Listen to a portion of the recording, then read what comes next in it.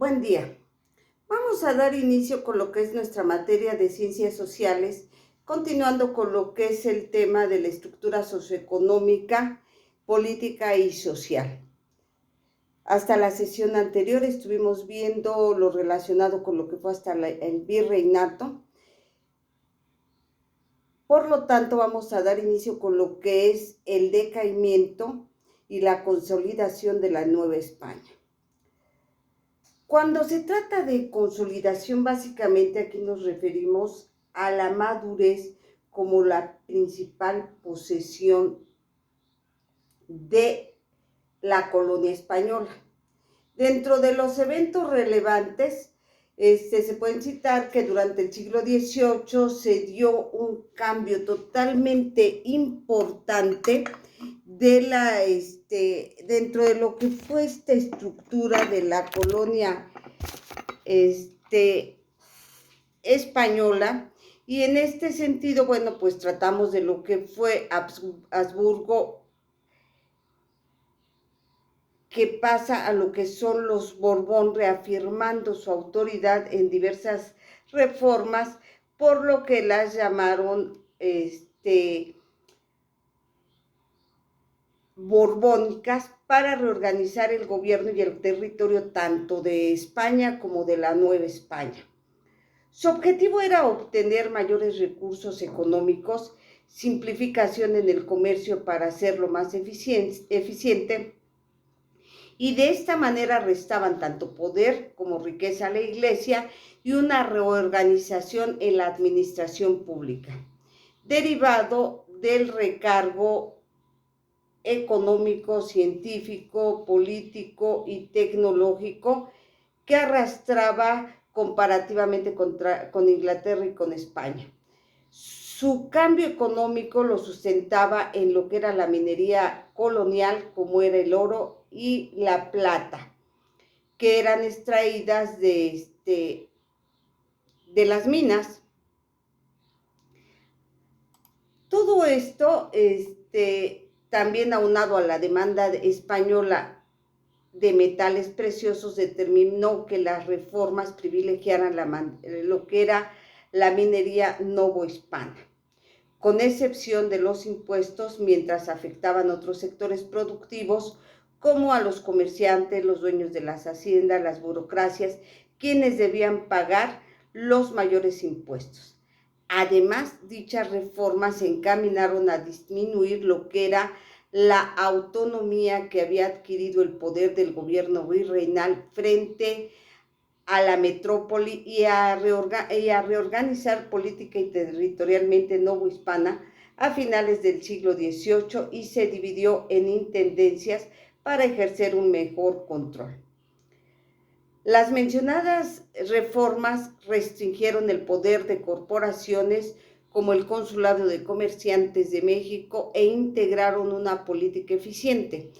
Todo esto ocasionó malestar entre la población novohispana y particularmente entre los criollos, que sabemos que era la segunda casta que existía en Nueva España, para poder fortalecer el poder de la corona española. Sobre los territorios americanos se debilitó la economía novohispana, cayó y se manifestó el malestar social, y comenzó en ese momento a hacerse evidente. Además, las guerras españolas contra otras potencias europeas a mitad del siglo XVIII desestabilizaron y mermaron su economía a tal grado que España no pudo hacer frente a la crisis que supuso la invasión neopolítica a lo que era su territorio. Dentro de podemos nosotros ver realmente cómo era su estructura, por demás interesante, ya que a través de estas lo que ocurre es que hay un desarrollo tan importante en lo que fue esta búsqueda de la representatividad que debía tener. Y por lo tanto, bueno, pues lo que empieza a ocurrir es que hay una reorganización del territorio novohispano con las intendencias que se fueron creando. Empezó a haber funcionarios peninsulares ocupando puestos clave del gobierno virreinal que antes ocupaban exactamente los criollos. Hubo una restricción del poder a la Iglesia Católica, la expulsión de jesuitas de territorios españoles a partir de 1767. Se dieron medidas fiscales que afectaban grupos productivos a partir de 1804, con lo que fue lo que se considera la cédula de consolidación de reales. También, bueno, pues empiezan a dar lo que son los monopolios del consulado mexicano para cobro de impuestos y la creación de nuevos consulados en Veracruz, Puebla y Guadalajara.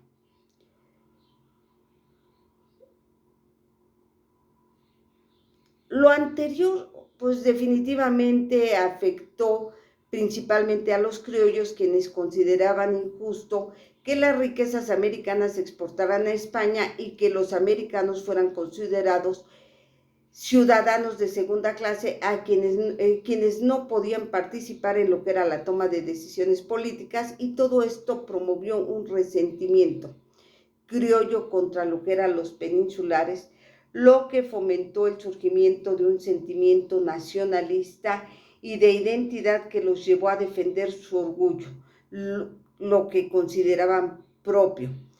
El sentimiento nacionalista se hizo evidente, por ejemplo, con al considerarse guadalupanismo, la veneración de la Virgen de Guadalupe, que se convirtió en un símbolo que representaba a todos los sectores de la población novohispana por igual. Entonces, bueno, pues, con todo esto se da el movimiento de independencia, el cual nosotros, como ya sabemos, se divide en varias etapas. Dentro de la primera etapa, aquí podemos señalar que, siendo sacerdote criollo Miguel Hidalgo y Costilla, estaba a cargo de la parroquia de Nuestra Señora de Dolores, y el 16 de septiembre de 1810 da precisamente inicio la primera etapa de la independencia y concluyó hasta 1811. Durante este periodo se da esperanza que responde a unas causas internas como la corrupción administrativa, el maltrato a los indígenas, a los negros, a las castas y a diversas restricciones de índole cultural que habían sido impuestas por la corona española. Las ideas de la Ilustración empezaron a permear en los criollos como Miguel Hidalgo, por lo que fue una consecuencia de la extensión de la ideología liberal. Los acontecimientos internos encendieron los ánimos de los grupos independentistas, las ideas ilustradas que trajo consigo hechos como la Revolución Francesa, la Declaración de Independencia de los Estados Unidos de Norteamérica, la invasión de Francia a España con una consecuente extensión de una ideología liberal, fueron causas externas que encendieron los ánimos independentistas en nuestro país. Pero también, bueno, pues los primeros brotes del movimiento de independencia se dieron en zonas rurales y de gran potencia económica, como la región del Bajío, la región indígena del norte de Michoacán y de Guadalajara. En esta primera etapa duró 7 meses y concluyó con el fusilamiento de Miguel Hidalgo y la entrega de varios integrantes del movimiento de la corona española, que posteriormente fueron indultados. Ya durante la segunda etapa de la independencia, que consiste en la resistencia y cuenta entre los criollos a Guadalupe Victoria, Pedro Ascencio, Vicente Guerrero, se desarrolló entre diciembre de 1815 y febrero de 1821. Como respuesta a este movimiento, el ejército realista encabezado por Federico María Calleja utilizó la fuerza también de la persuasión y redujo de forma considerable la fuerza y el ánimo de los rebeldes criollos. Los independentistas se mantuvieron de pie de lucha en lugares agrestes en donde no podían incursionar los soldados.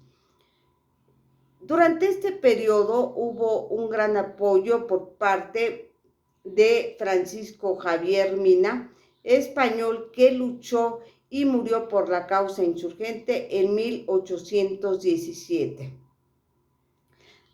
La tercera etapa de la independencia de México, aquí es la resistencia y cuenta entre los criollos a Vicente Guerrero, y hubo un movimiento bastante importante. A partir de lo que es la cuarta etapa, aquí se da lo que es la firma del Plan de Iguala el 28 de septiembre de 1921. Se da lectura al Acta de Independencia gracias a la fortaleza que habían demostrado los criollos. Se da una dura contraofensiva por los realistas, estos unidos con la Constitución de Cádiz de corte liberal, tuvieron que aceptar a Fernando VII y obligaron a las autoridades realistas a pactar lo que era la independencia de nuestro país. Como parte del Tratado de Córdoba se firmó el Plan de Iguala, que defendía 3 garantías importantes: religión, independencia y unión. Que tengan excelente día.